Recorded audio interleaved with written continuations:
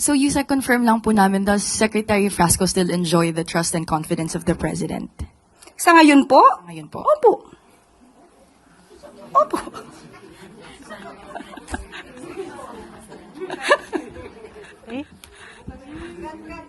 Katrina Domingo, ABS. Yes. Ma'am, before, clarifying, By the way, yes ma'am, go ahead. how was your trip?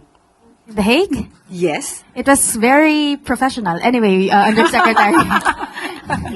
Undersecretary, basing from Alexis's question, before when he asked you about yung potential cabinet changes, you would immediately respond saying na he or she enjoys the confidence and trust of the President. Now there seems to be a shift in terms of the directness of the answer. Oh, really? Yes, there is.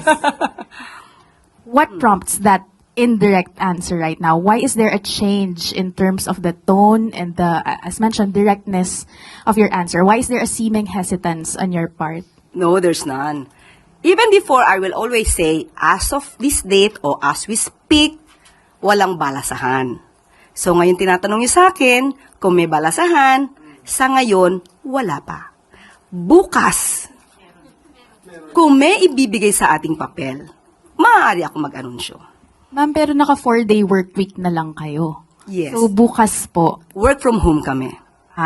So wala hong manunumpa bukas sa palasyo kasi sarado ho, di ba?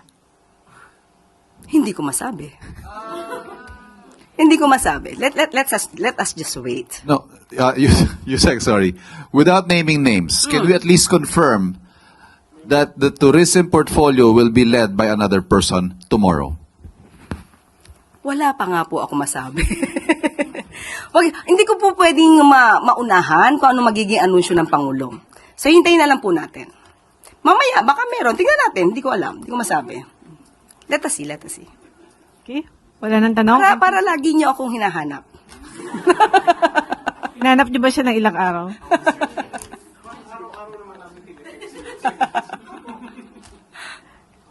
Okay? Balik sa iyo, Yusek. Maraming salamat. At bago tayo magtapos, bilang tugon sa utos ni Pangulong Ferdinand R. Marcos Jr. na pag-aanin ang pasanin ng mga tsuper at magsasaka, mamimigay ng 5,000 pisong cash assistance ang DSWD sa mga kwalipikadong driver. Ito ang tiniyak kahapon ni Social Welfare and Development Secretary Rex Gatchalian sa isinagawang press briefing sa Malacanang. Aniya, malinaw ang utos ng Pangulo. Ang tulungan ang ating mga kababayan na direktang apektado ng pagtaas ng presyo ng petrolyo.